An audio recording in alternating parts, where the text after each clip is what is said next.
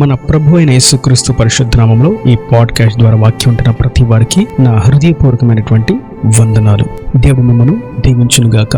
ప్రసంగి గ్రంథం 5వ అధ్యాయము 1వ వచనం మధ్యలో మాట, బుద్ధిహీనులు బలి అర్పించునట్టుగా బలి అర్పించుట కంటే సమీపించి ఆలకించుట శ్రేష్టము. వారు తెలియకయే దుర్మార్గపు పనులు చేయుదురు. చదివిన వాక్య భాగంలో ఒక చిన్న శ్రేష్టమైనటువంటి మాటను మనం చూస్తాం. అదేదనగా సమీపించి ఆలకించుట శ్రేష్టము. మరొక తర్జమాలో నిలిచి మాట వినుట శ్రేష్టము. లోకములు కూడా మనం చూస్తూ ఉంటాం. శ్రద్ధగా వినేవారు జ్ఞానులు అని పిలువబడతారని, శ్రద్ధగా వినేవారు అనేకమైన విషయాలు తెలుసుకుంటారని, జ్ఞానవంతులుగా పిలువబడతారని మనం వింటూ ఉంటాం, చూస్తూ ఉంటాం. అయితే అది లోక సంబంధమైనటువంటి వార్త, ఇది దైవ సంబంధమైనటువంటి మాట.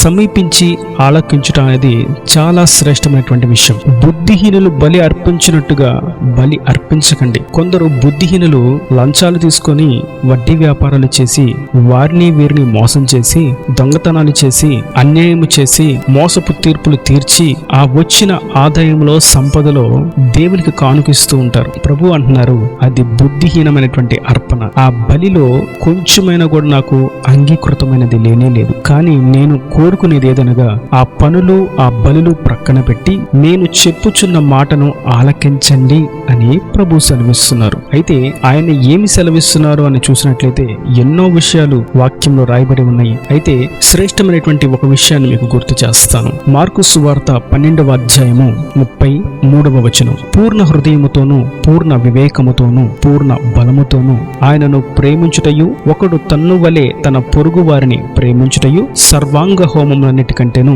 బలుల కంటేను అధికమని ఆయనతో చెప్పాను. చదివిన వాక్య భాగంలో ఆయన ఏమని మాట సెలవిస్తున్నారు ఇక్కడ చూస్తాము. ఒక శాస్త్రి ఆయన ఎద్దుకు వచ్చి తర్కించడానికి, తన జ్ఞానముతో ఆయనను శోధించడానికి వచ్చి ఆయనను అడుగుతున్నాడు, శ్రేష్టమైనటువంటి మాట ఏంటి? ధర్మశాస్త్రంలో శ్రేష్టమైనటువంటి మాట ఏది? ఆజ్ఞ ఏది? విధి ఏది? వాక్యం ఏది అని అడుగుతున్నప్పుడు ప్రభు చెప్తున్నటువంటి మాట ఈ మాట, ఒకడు పూర్ణ హృదయముతో పూర్ణ బలముతో పూర్ణ వివేకముతో దేవుణ్ణి ప్రేమించాలి, మరియు అదే విధంగా తన పొరుగు వారిని కూడా ప్రేమించాలి. ఇలా ప్రేమించాలి అనేటువంటి మాట మీరు వినడం, ఆ ప్రకారం జీవించడం అనేది చాలా శ్రేష్టమైనది. లక్షలు విలువ చేసేటువంటి వస్తువును కానుక ఇవ్వడం కంటేను, వేలాది జనులకు విందును సిద్ధపరచుట కంటేను, ఎవరూ చేయలేనటువంటి దాన ధర్మాలు చేయట కంటేను, విలువైన వాటిని కానుకగా ఇచ్చుట కంటేను, అనేకులకు సువార్త వినిపింప చేయడానికి వైభవంగా సువార్త సభలు, సంబరాలు, వేడుకలు సిద్ధపరచడానికి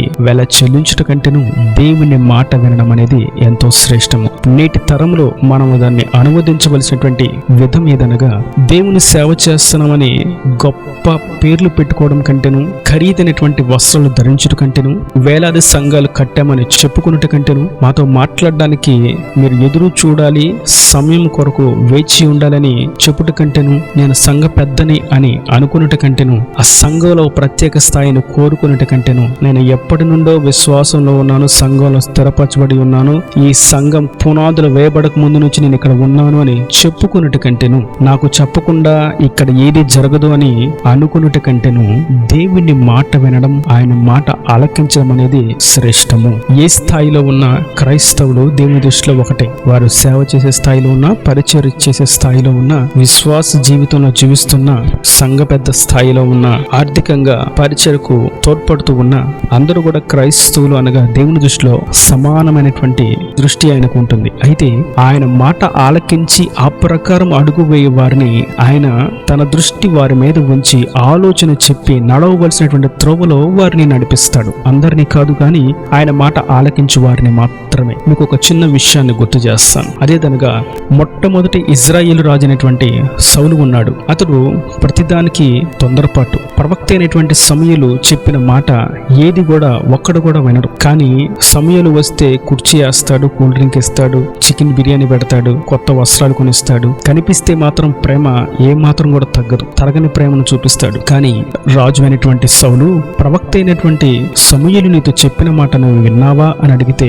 నేను ఒక్కటి కూడా వినలేదు అని సమాధానం ఇస్తాడు. కారణం, అతనికి బలులు అర్పించడమే శ్రేష్టము, బలి ఇవ్వడమే అతనికి ఇష్టము, కానుకలు ఇవ్వడమే ఆయనకి ఉన్నతమైన శ్రేష్టమైనటువంటి స్థాయి. నేను గొప్ప అని చూపించుకోవడంలోనే తన యొక్క జీవితం అంతా కొనసాగింది. కానీ దేవుడు చెప్పినటువంటి మాట, తన సేవకుని ద్వారా పలికినటువంటి మాట ఆలకించడము చేయడం అనేటువంటి విషయంలో వెనుకబడిపోయాడు, ఓడిపోయాడు, బహుమానాన్ని కోల్పోయాడు. అందుకే మొదటి సమూయేలు గ్రంథం 15వ అధ్యాయము 22వ వచనంలో మనం చూస్తాం, సమూయేలు సౌలుతో అంటున్నాడు ఒక మాట, బలులు అర్పించుట కంటే ఆజ్ఞను గైకొనుటయు పొట్టేళ్ల కొవ్వు అర్పించుట కంటే మాట వినుటయు శ్రేష్టము. సమూయేలు కూడా అదే మాట మాట్లాడుతున్నాడు. మీరు బలులు అర్పించడం శ్రేష్టమని అనుకుంటున్నావు సౌలు, కానీ మాట వినడం ఎంతో శ్రేష్టమయ్యా. నీవు దేవునికి బలి ఇవ్వాలి అన్నటువంటి ఉద్దేశం మంచిది, కానీ ఏ శత్రువులైతే నువ్వు ఓడించి వాళ్ళందరినీ తొత్తునీలుగా చెయ్యి అని దేవుడు చెప్పాడు నా ద్వారా, కానీ నువ్వు ఆ పని చేయలేదే. ఆ పని చేయకుండా దేవునికి బలి ఇవ్వడానికి నేను ఆ శత్రు దేశంలో కొన్ని ఎడ్లను, పొట్టేళ్లను,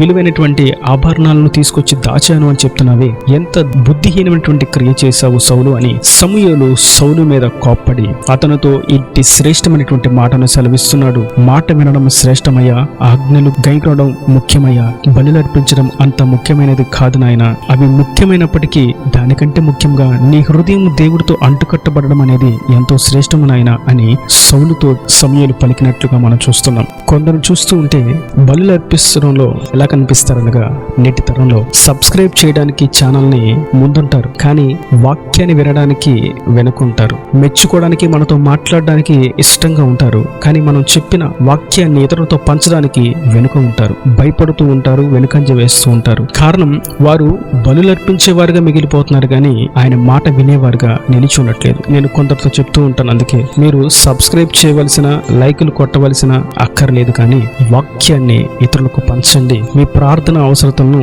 మీరు రాయండి. అంత మట్టుకే వారితో చెప్పేది. కొందరు అంటారు, ఇలా వాక్యాలు వస్తే వినండి అని చెప్పినప్పుడు, అలాగే అయ్యారు నేను సబ్స్క్రైబ్ చేస్తాను అని అంటారు. మీ సబ్స్క్రైబ్ కాదు, దానికంటే ముఖ్యంగా మీరు ఈ పరిచయ ద్వారా, ది ఫాదర్స్ ఫెలోషిప్ అనేటువంటి ఛానల్ ద్వారా దేవుడు చెప్తున్నటువంటి మాటలను వినండి చాలు అని మాత్రమే వారికి నేను సెలవిస్తాను. కారణం, బలి అర్పించడం కంటే మాట వినట శ్రేష్టము. నేడు మనం చూస్తూ ఉంటే తోటి వారిని ప్రేమించిన విషయంలో వెనుక ఉంటారు, కానీ వీధులలో సహాయం చేసేవారుగా ముందుంటూ ఉంటారు. భోజనం పెట్టడానికి ముందుంటారు, కానీ వారి హృదయానికి మన వల్ల బాధ కలుగుతుంది, నొచ్చుకుంటున్నారు అనే విషయంలో వెనుక ఉంటారు. బైబిల్ చదవడంలో ముందు ఉంటారు, కానీ బైబిల్లో ఉన్నటువంటి విషయాలను తోటి వారితో పంచుకునే విషయంలో భయపడుతూ వెనుక నిలిచిపోతారు. ప్రార్థించడంలో ముందు ఉంటారు, కానీ పవిత్రముగా తన పెదవులను కాపాడుకోవాలి, తలంపులను కాపాడుకోవాలి అనేటువంటి విషయంలో వెనుక ఉంటారు. శ్రావ్యంగా సంగీతంతో వాయిద్యాలు వాయిస్తూ పాటలు పాడతారు, కానీ హృదయపూర్వకంగా ఆయనను ఆరాధించే విషయంలో వెనుక ఉంటారు. అయ్యో, నా పేరు పెట్టబడినటువంటి నా స్వకీయ సాంపాద్యమా, నా ప్రియమైనటువంటి జనాంగమా, మీరు బలులు అర్పించుట కంటే నా మాట వినడం అనేది శ్రేష్టము. మీరు నన్ను పూర్ణ హృదయముతో ప్రేమించండి, మీ తోటి వారిని ప్రేమించండి. కొందరు విందులకు పిలుస్తారు, కానీ వారి హృదయములో ఐక్యత ఉండదు, సమాధానం ఉండదు, ప్రేమ ఉండదు. కోపం, ఉద్రేకము, ఉక్రోషం లోపల ఉంటుంది, కానీ పై మాటకు విందుకు పిలుస్తారు, ఆహ్వానిస్తారు. శుభకార్యాలకు ఆహ్వానించి అవమానాన్ని కలుగజేస్తారు. ప్రేమిస్తున్నామని చెప్తూ వెనుక నుండి గాయాలు చేస్తారు, కుప్పకూలినట్లుగా త్రోసివేస్తారు. అందుకే ప్రభు అంటున్నారు, మీ బలులను గూర్చి మీ ఆలోచన ప్రక్కన పెట్టండి, మీరు ప్రేమ కలిగి ఉండండి, నా మాట ఆలకించండి. అందుకే ప్రభు మరొక మాట కూడా అంటారు, నీ తోటి వ్యక్తితో ఏమైనా నీకు విరోధము, పగ, కోపము, కలహము ఉన్నట్లు నువ్వు ప్రార్థిస్తున్నప్పుడు, నువ్వు దేవుని సన్నిధికి వచ్చినప్పుడు గుర్తొస్తే, నువ్వు ఎంత శ్రేష్టమైనటువంటి బలిని తీసుకొచ్చినప్పటికీ, ఎంత విలువైనటువంటి బలిని, అర్పణను తీసుకొచ్చినప్పటికీ దానిని ముందు ప్రక్కన పెట్టు. నా మాట విని ముందు ఆ వ్యక్తితో సమాధానపడు, ప్రేమతో పలకరించు, ఆ తర్వాత వచ్చి నీ బలి నాకు అర్పించు అని అంటున్నారు. దాని అర్థం, దేవుడు మనుషులకు విలువిస్తున్నాడు. మనుషులకు ఉండేటువంటి స్థాయిలను, స్థానాలను, ఘనతను, ధనాన్ని, విలువైనటువంటి వస్తువులను ఆయన కోరుకోవట్లేదు, వాటికి విలువ ఆయన ఇవ్వట్లేదు. కేవలం తన రూపంలో రూపించబడినటువంటి మనుషులకు మాత్రమే ఆయన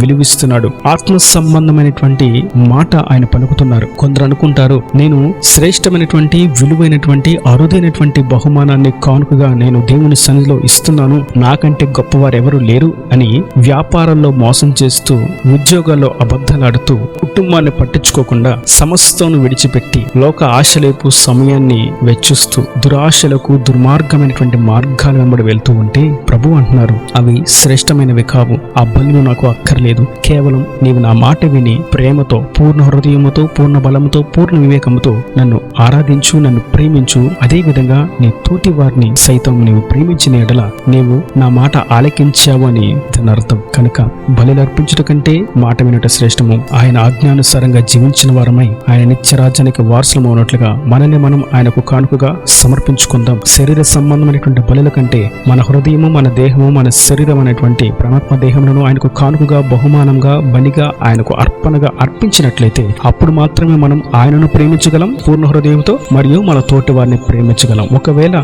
ఎవరిని ప్రేమించలేకపోతున్నారు అనేటువంటి మాటకు వస్తే, మీరు దేవునికి కానుకగా ఇంకా మార్చబడలేదు. దేవునికి కానుకలు ఇస్తున్నారు కానీ మీ హృదయం ఆయనకు అర్పించలేదు అన్న సంగతి వాస్తవం. కనుక మనం ఆయన మాట విన్న వారంగా, ఆయన చిత్తము చేయ వారంగా, ఆయన రాజ్యవ్యాప్తి కొరకు, ఆయన రాజ్యానికి వారసులుగా మార్చబడదాం. దేవుని మాట విని శ్రేష్టమైనటువంటి పనిని చేయు వారంగా నిలిచి ఉందాం. ఈయన దేవుని మాటల ప్రతి మన హృదయం మీరు కట్టి ఫలింపుచేయను కాక. ఆమేన్. God bless you. తల వంచుకలను మోసడితే మీ కొరకు చిన్న ప్రార్థన. ప్రేమ స్వరూపీకరణ కటాక్షంగా నా తండ్రి, నా ప్రభు, వాక్యం ఉన్న ప్రతి ఒక్క బిడ్డను మీరు కృపతో జ్ఞాపకం చేసుకోండి. ఈ మాట నీవు సెలవిచ్చినటువంటి మాట అని ప్రతి వారు అంగీకరించినట్లుగా, వినున్నట్లుగా, ఆ ప్రకారం జీవించినట్లుగా మీరు సహాయం దయచేయండి తండ్రి. బలులు అర్పించడం కంటే మాట వినట శ్రేష్టము అని మీరు సెలవిచ్చారు. వారు నిన్ను ప్రేమించటలోను, తోటి వారిని ప్రేమించటలో ముందు ఉన్నట్లుగా సహాయం దయచేసి వారిని రాకడ రాజ్యాన్ని సిద్ధపరిచి, ఆత్మీయతలో బలపరిచి, పురుకొల్పి ఉజ్జీవింపు చేయమని యేసు పరిశుద్ధ నామమున ప్రార్థించి వేడుకుంటున్నాను తండ్రి. ఆమేన్. ఆమేన్.